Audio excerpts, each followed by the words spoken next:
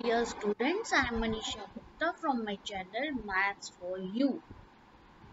Arithmetic Progression Part 3. Student, इस video में हम ये सीखेंगे how to find the sum of terms of an AP. How to find the sum of terms of an AP. So, इस case में एक बड़ी इंटरेस्टिंग स्टोरी है कि एक mathematician there was a German mathematician Carl Friedrich Gauss.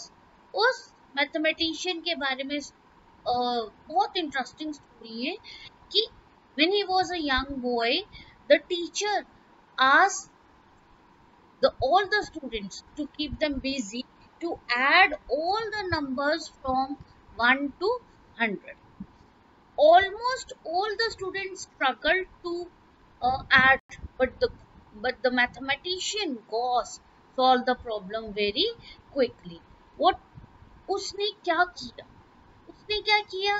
उसने 1 से 50 लिखा पहले और फिर रिवर्स काउंटिंग लिख दी 51 to 100. उसके बाद what it did कि उसने ऐड किया, जैसे 1 और 100 को ऐड कर दिया, 101 आ गया. 2 और 99 को ऐड किया, 101 आया. 50 और 51 को ऐड किया, 101 आया. तो टोटल नंबर्स हमारे एक रो में हमारे 50 है. तो मतलब 101 हमारे कितने आएंगे? 50. तो जब हमने इसको मल्टीप्लाई किया तो our answer is 50. There is another way we can solve this, or we can add all the numbers from 1 to 100 कि 1 से 100 तक लिख दीजिए, उसके बाद उसको रिवर्स काउंटिंग लिखिए 100 से 1 और इन दोनों को प्लस कीजिए. फिर से वही आएगा, 100 और 1 को प्लस करने पे 101, 2 और 99 को प्लस करने से 101. लेकिन इसमें 101 जो है वो हमारे 50 नहीं आएंगे, कितने आएंगे? 100. और इसको हमने 2 से डिवाइड करना है क्योंकि इसमें हमारे पास 2 सीरीज बनती है 100 की, इसलिए हमने इसको 2 से डिवाइड करना है. तो हमारा आंसर जो है 50 आएगा, 5050.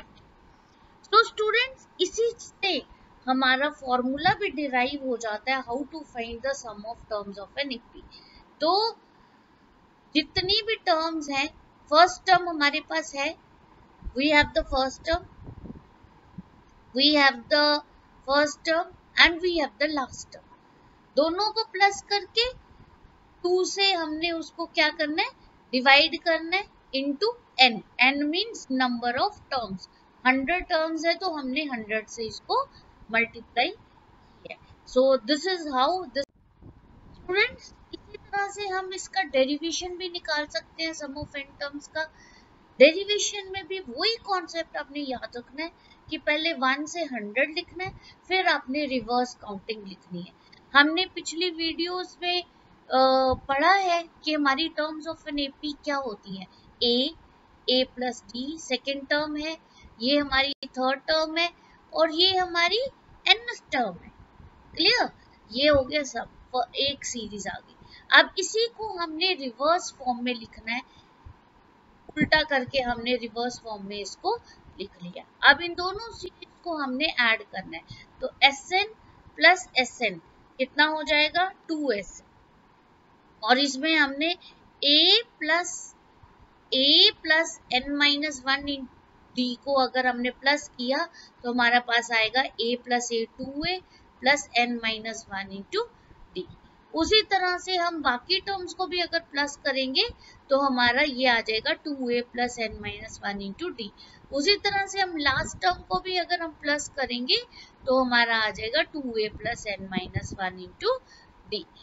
तो कितनी टर्म्स है हमारे पास? ये n टर्म्स है. तो n into n plus n times 2a plus n minus 1 into D.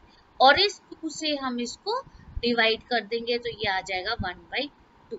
तो स्टूडेंट्स, ये एक और फॉर्मूला आ गया सम का कि n/2 times 2a plus n minus 1 into D.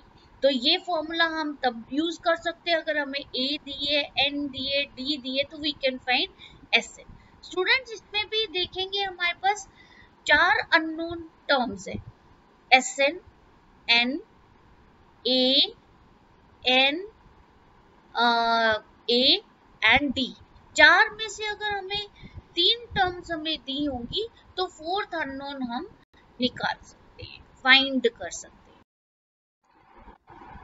Students sum of N terms of N AP में हमारे पास काफी सारे ऐसे क्वेश्चंस हमें मिलेंगे जहां पे हमें ए एन का फॉर्मूला भी यूज करना पड़ेगा और एस एन का फॉर्मूला भी यूज करना पड़ेगा। तो ये मैंने कुछ 9 पॉइंट्स मैंने कंसोलिडेट किए फॉर्मूले के, इकट्ठे लिख दिए, सो दैट कुछ क्वेश्चंस में ए एन का भी कॉन्सेप्ट है और एस एन का भी कॉन्सेप्ट है, तो वो चीजें हम एक बार रिव्यू कर लेते हैं। हमने पहले ही पढ़ रखा है general form of N AP, A plus D, A plus 2d, A plus 3d and so on. Last term हमने ए एन कैसे निकालनी है, A N is equal to A plus N minus 1 times, ये भी हमने A N के video में हमने देखा हुआ है कि डी कैसे फाइंड करना है, A N plus 1 minus A N. अभी ये एस एन अभी हमने डिराइव किया, half into N times A plus A N. ये फॉर्मूला हमारा तभी लगेगा जब हमारे पास फाइनाइट एपी होगी, मतलब हमारे पास लास्ट टर्म होगी। Now the next one is, ये अभी हमने डेरिवेशन करा पीछे, this is also very important point number 6। ये ए एन निकालने के लिए फॉर्मूला है जो एस एन से निकालना है, हमने लास्ट टर्म निकालनी है लेकिन सम से। तो लास्ट टर्म कैसे निकालनी है, S N minus S N minus 1। ये भी एक बहुत ही अच्छा ये भी एक फॉर्मूला है जिससे हम आगे क्वेश्चन में देखेंगे कि हम इसको कैसे यूज कर सकते हैं कि if A B C 3 terms हमारी अगर एपी में होंगी तो 2b is equal to A plus C, मतलब जो b होता है वो मीन हो जाता है a और c का, तो 2b is equal to A plus. ये क्वेश्चन बड़ा फ्रीक्वेंटली आता है सीबीएसई में कि 3 टर्म्स हैं, कुछ और दिया होगा उसके साथ, तो कैसे, तो 3 टर्म्स, जब भी 3 टर्म्स लेनी है तो हमने इस तरह से 3 टर्म्स लेनी है, a माइनस डी, ए और a प्लस डी। और अगर 4 टर्म्स लेनी है एपी में तो इस तरह से लेनी है, a minus 3d, a minus D, a plus D, a plus 3d। Students ये ऑड है 3 और 4 जो है इवन नंबर्स ऑफ टर्म्स है। तो इसमें हमने देखा कि ऑड में अगर 3 टर्म्स हैं, 5 टर्म्स है, 7 टर्म्स है, ऐसे है, तो इसमें कॉमन डिफरेंस हमारा डी आ रहा है। लेकिन जब इवन टर्म्स लेंगे हम एपी में तो इसमें हमारा कॉमन डिफरेंस जो है वो 2d लेके हम टर्म्स निकालेंगे। क्लियर? तो इनको कैसे यूज, टाइप्स ऑफ क्वेश्चन, सबसे सिंपल क्वेश्चन ये सम निकालना है जब एपी दी है, फिर वही सम के फॉर्मूले में 4 अननोन टर्म्स है, मैंने अभी पीछे डिस्कस की है, 3 टर्म्स दी होगी और 4th अननोन टर्म आपको निकालनी है। फाइंड नंबर ऑफ टर्म्स, मतलब n निकालना है जब सम ऑफ टर्म्स गिवन है, this is very very important question. nth term मतलब an निकालना है जब सम गिवन होगा, और कुछ मिसलेनियस प्रॉब्लम्स है और कुछ वर्ड प्रॉब्लम्स। पहला क्वेश्चन, पहला टाइप है finding the sum, very very simple, जिसमें एपी गिवन है। ठीक है स्टूडेंट्स, ये 4 पार्ट्स है, मैंने एक पार्ट किया है, बाकी आप खुद तीनों पार्ट प्रैक्टिस करेंगे। फर्स्ट पार्ट में देखें, ये हमारे पास ए दी है, ए इज गिवन, डी हम फाइंड कर सकते हैं 7 में से 2 माइनस करके, 7 में से 2 माइनस करा 5 आ गया।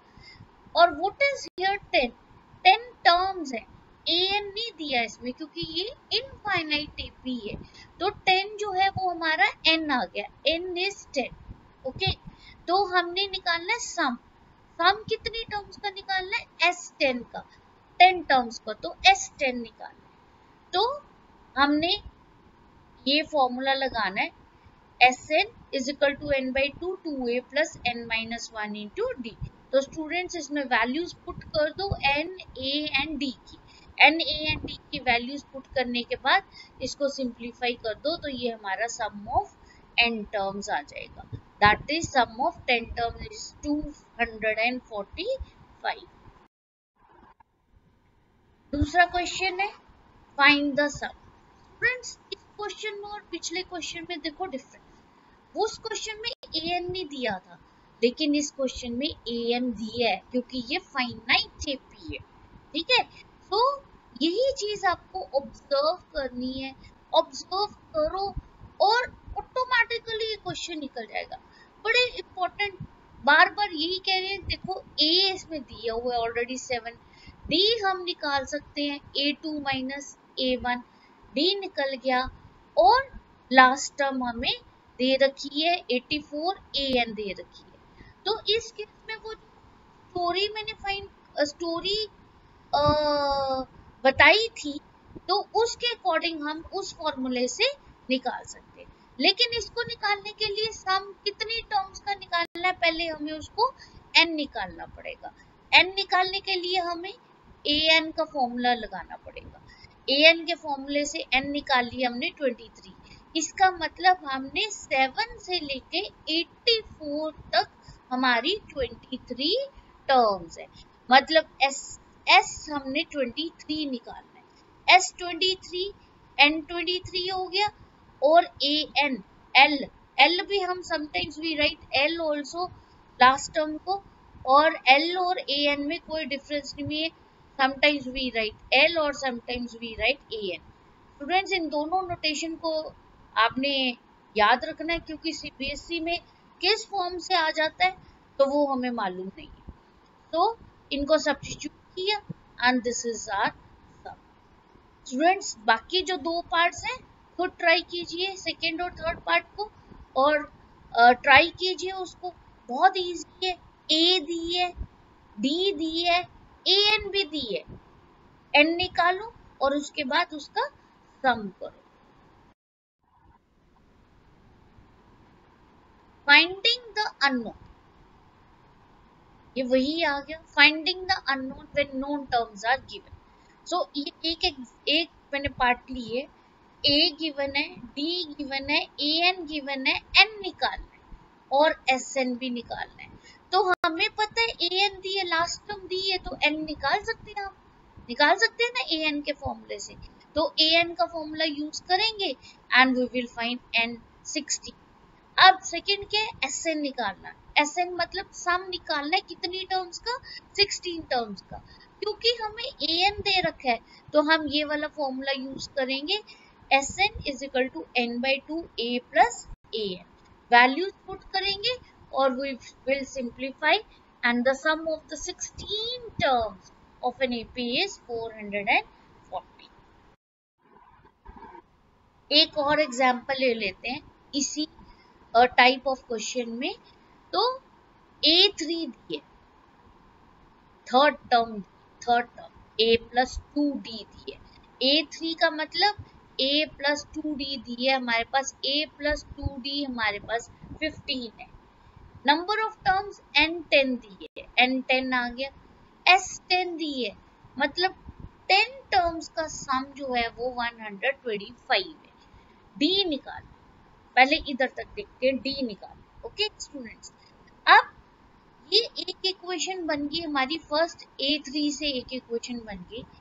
S10 से हमारी दूसरी इक्वेशन बनेगी। S10 से हमारे पास n है,